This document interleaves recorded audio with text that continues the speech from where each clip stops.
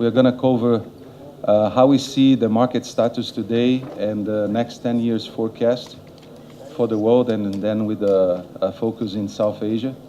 What are we doing at Embraer Executive Jets, and how we have grown and developed our customer support base.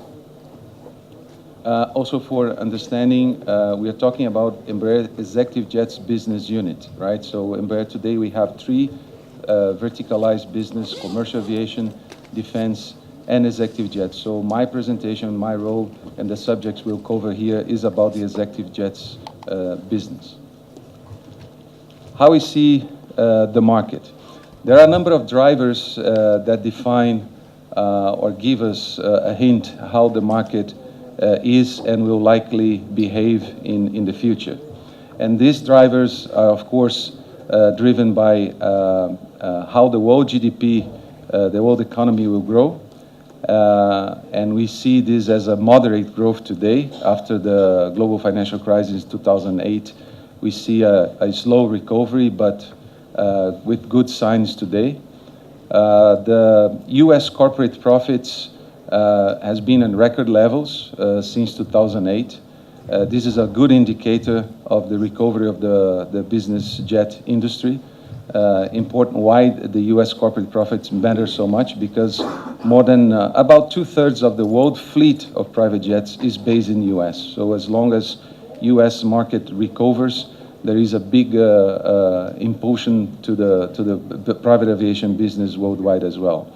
The number of high net worth individuals, of course, that's a key driver of the market as well, and this number has grown to record levels as well. On the not so good side, of course, we still see, depending on the products, on the segments, a good inventory of pre-owned airplanes. And pre-owned airplanes inventory, of course, puts pressure on the sales of new airplanes. The traffic recovery as well, when you look at numbers in US and Europe, that these are trackable numbers and published numbers, we see the recovery of the movements of private jets growing, but it's still not so fast as it should. And we still see some volatility in the market, like European markets, eventual risks on emerging markets, like India, for instance, like Brazil, like other emerging markets as well. So all these drivers combined show or indicate that the growth of business aviation for the next 10 years to be a mild growth. So it's a conservative approach. The 10 years forecast from 2014 to 2023, we expect the market to absorb 9,250 private jets globally, comprising about $250 billion.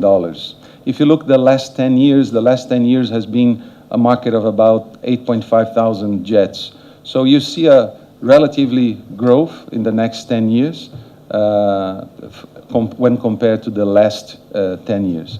North America, as I said, will continue to be an important market, driving almost 50% of this demand. And Asia Pacific, driving around 20% in terms of revenues and 17% in terms of the total number of airplanes. So close to 1,500 new airplanes coming to Asia Pacific, including China and Australia, in the next 10 years. Giving now a zoom into the Asian region, how we see is that China will continue to be an important market in Asia, or the most important market in Asia, which shall absorb about half of the demand for Asia, comprising from the $50 billion, about $29 billion will be in China, or half of the number of planes, about 800 planes. And South Asia, Southeast Asia, North Asia, and Oceania having the other 50% of the market. And South Asia, where India, of course, is probably more than 95% of the demand, we see a number of about $5 billion market for the next 10 years. when we talk about these numbers, this is a potential number based on all the drivers that I mentioned before. How this potential will be deployed depends, of course, on a number of issues that is difficult to put a number to.